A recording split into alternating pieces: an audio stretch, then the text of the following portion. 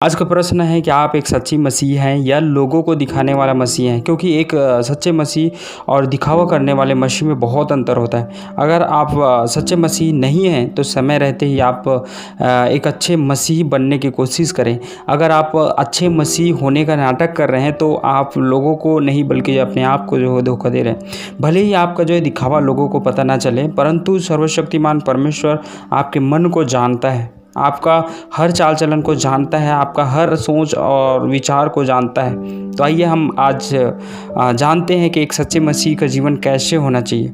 लोग फल से पेड़ को पहचानते हैं। अच्छी पेड़ अच्छी फल देती है और आप जो है बुरे पेड़ से अच्छे फल की आशा नहीं कर सकते हैं। अगर आपके सामने एक अच्छे और एक बुरे फल रखा जाए तो आप कौन सा फल को चुनेंगे?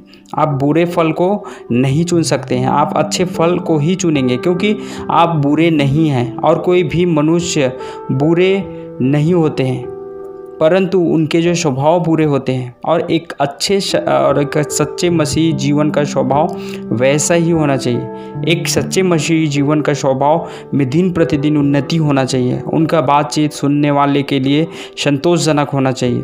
उनके चाल चलन में परमेश्वर की झलक दिखनी चाहिए। उनको जो है सत्य, धार्मिकता और पवित्रता से जीवन गुजारना चाहिए। सत्य बोलना चाहिए। संसार में में ऐसे भी जो लोग हैं जो कि बेवजह की झूठ बोलने लगते हैं, बातों बातों में जो झूठ बोलते हैं, जैसे कि वे झूठ बोलने का जो है ठेका ले रखे हैं। एक दूसरे से जो है झूठ बोलकर लोग सच्चे मसीही ना होने का गवाही देते हैं। कुलुस्सियों 3 अध्याय उसका 9 वचन में लिखा है, एक दूसरे से झूठ मत बोलो, क्योंकि तुमने पुराने मनुष्यत्व को उनके कामों समेत उतार डाला है। इसलिए आपका पुराना स्वभाव को छोड़कर मसीह यीशु की इच्छा के अनुसार चलें। उन्होंने आपको लोगों के लिए जो है अपना जो है प्राण दे दिया है, और कोई ऐसा मनुष्य जो किसी के लिए जो है प्राण दे सके, दोस्त सच्चे दोस्त के लिए प्राण दे सकता है, भाई भाई के लिए प्राण दे सकता है, बाप बेटे के लिए प्राण दे सकता है। और इन सारी बातों को जो है आपने सुना होगा, परंतु जब आप प्रभु यीशु को जानते तक भी नहीं थे तब भी वह आपके लिए जो है अपना प्राण दे दिया है। कितना अनोखा प्रेम है उनका। आपको वह कितना अच्छा, कितना चाहता है, कितना गहराई से चाहता है।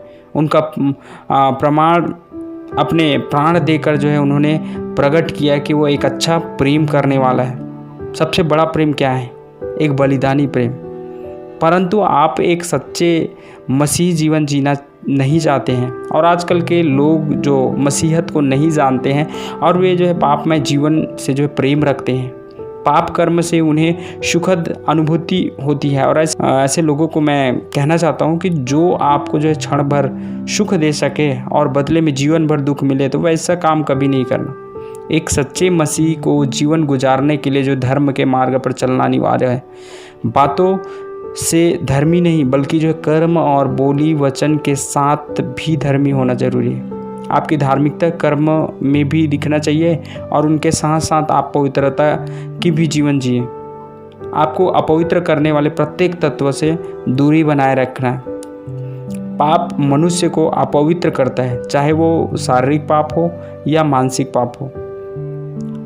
अपने आप को ईश्वर में शुद्ध और पवित्र बनाए रखें। एक बात आप अपने खुद से जो है पूछिए कि क्या मैं एक सच्चे मसीह हूँ?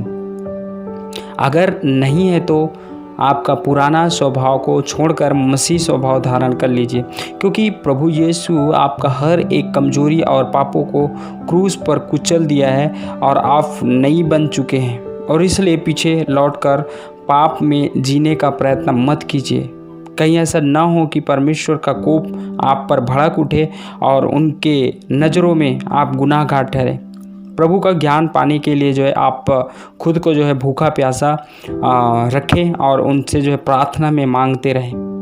अगर आप चाहते हैं एक सच्चा मसीह बनना, और अगर आप चाहते हैं कि अपनी गलतियों से पश्चाताप करना, तो इस समय प्रियो आपके लिए प्रार्थना करते हैं। आइए प्रार्थना में शामिल हो जाइए। दयालु और करुणामय प्रभु, आप जानते हैं कि प्रत्येक लोग अपने बुरे स्वभाव के कारण आपसे दूर हो जाते हैं और आपका बलिदान को तुच्छ समझ बैठते हैं, परंतु आप जिन लोगों को जो है प्यार करते हैं उनके पास अपने लोगों के द्वारा संदेश भेजकर उन्हें सतर्क करते हैं, जिससे कि वे कुमार्ग को छोड़कर जो है आपके बताए हुए शिक्षा को अपनाएं, अपना पुराना स्वभाव को छोड़कर एक नई सृष्टि बन जाए।